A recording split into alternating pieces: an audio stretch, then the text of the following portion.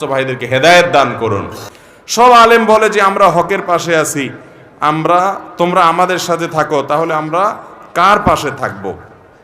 ভাইরা আমার, নবী করিম সাল্লাল্লাহু আলাইহি সাল্লাম দুইটা কোষ্ঠী পাথর দিয়ে গেছেন, মা আনা আলাইহি ওয়া আসহাবি, আমি যে আদর্শের উপর আছি এবং সাহাবায়ে কেরাম জামাতুস সাহাবা তারা মৌলিকভাবে যে আদর্শের উপর আছেন সেটি, এটার উপর যারা প্রতিষ্ঠিত তারা কিয়ামতের ময়দানে নাজাত প্রাপ্ত দল। আর সেই সাথে নবীজি বলে গেছেন, তারাকতু ফিকুম আমরাইন, আমি তোমাদের মধ্যে দুইটা জিনিস রেখে গেলাম, কিতাবাল্লাহি ওয়া সুন্নাত রাসূলিহি, আল্লাহর কোরআন এবং রাসূলের সুন্নাত, লান তাদিল্লু মা তামাসসাকতুম বিহিমা, এগুলো যদি তোমরা আঁকড়ে ধরো কোনো দিন তোমাদের কেউ গোমরা করতে পথহারা করতে পারবে। এই জন্য ওই মূলনীতি আপনি ধরে রাখবেন, যে সমস্ত উলামায়ে কেরামের কথা শুনবেন এগুলো গ্রহণ করবেন, ইনশাআল্লাহ আল্লাহ তাআলা হকের উপরে রাখবেন। এগুলো গ্রহণ না করলে আপনি হকের উপরে প্রতিষ্ঠিত থাকতে পারবেন। অতএব ব্যক্তি নয়, বরং কোরআন সুন্নাহর অনুসরণ করবেন। যে আলেম কোরআন সুন্নাহর আলোকে কথা বলে তার কথা শুনবেন, সে যেই হোক না, কোরআন সুন্নাহর বাইরে কথা বললে সেটাকে বর্জন করবেন। আল্লাহ আমাদের সবাইকে উলামাদের অনুসরণ অনুকরণ কোরআন এবং সুন্নাহর আলোকে করার তৌফিক দান করুন।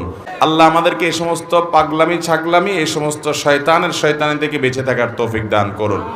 কত পাগলামি যে দুনিয়াতে আছে, এসব না দেখলে বোঝার উপায় নাই। আল্লাহ আমাদের সমস্ত ভাইদেরকে হেদায়েত দান করুন। এক লোক টাকা ধার নেওয়ার পরে টাকা থাকা সত্ত্বেও দিত না, ঘুরাতো। হঠাৎ শুনছি লোকটা মারা গেছে, তখন এসে তার ছেলে মেয়ের কাছে দিয়েছে। এখন তাতে কি তার ঋণ পরিশোধ হবে কিনা?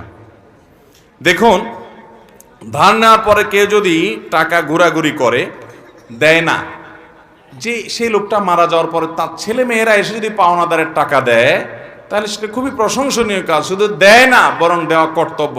একটু ভালো করে শুনে রাখেন, অনেক মানুষ আছে মারা যাওয়ার পর পাওনাদার বের হয়ে আসে। আপনার বাবা মারা গেছেন, আল্লাহর বান্দার কিছু দেনা আছে, এগুলো রেখে মারা গেছে।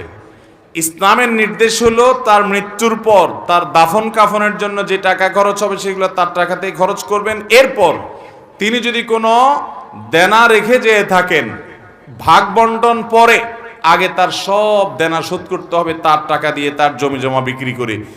এরপরে যদি কিছু থাকে সেটা দিয়ে তার ওসিয়ত থাকলে সে ওসিয়ত 1/3 মধ্যে পূরণ হবে। 1/3 মানে তার টোটাল সম্পদের দাম 10 লাখ, তাহলে তার ওসিয়ত যত বেশি হোক না কেন 3 লাখ পর্যন্ত পূরণ হবে, এর বেশি না। বাকি যেগুলো থাকবে সেগুলো ওয়ারিসরা ভাগ করে পাবে। আর যদি কারোর কোনো ওসিয়ত না করে যায়, যে অমুক জায়গায় দিও, মসজিদে দিও, মাদ্রাসে দিও, অমুকরে দিও, এরকম কোনো ওসিয়ত না থাকে, তাহলে তো সেটা বাদ। কিন্তু দেনা থাকলে আগে দেনা দিতে হবে, তারপরে সন্তান